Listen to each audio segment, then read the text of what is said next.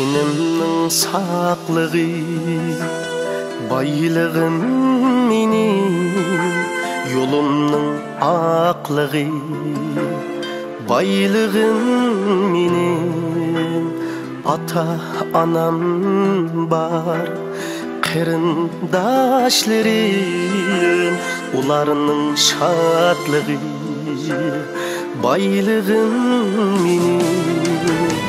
Men hemmedim bay, ata anam var. Men hemmedim bay, ular hem güzel.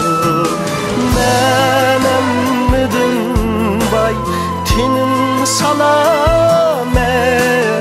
Men hemmedim bay, saklığım amet.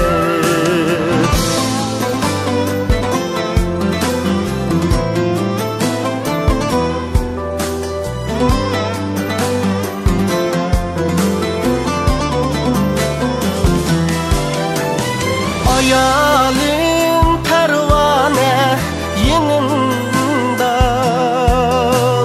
hoşluğum ailem, men hemmedim bay. Sırdaşım, kurduşum, dostlarım hem var.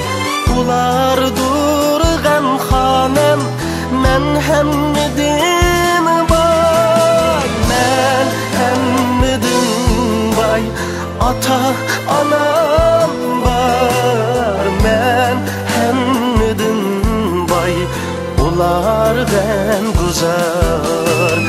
Men hemmedim bay, tinim salamet.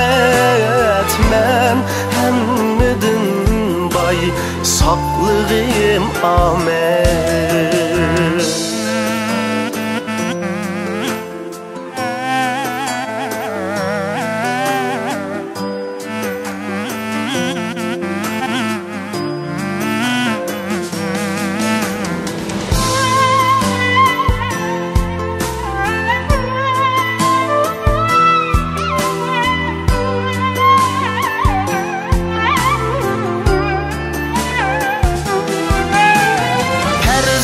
Tüm dünyaya göz açkan günü buldu mendek bir bayının balısı. Pul emes vicdanını barlığı kılıp buldu vapalı ayının balısı.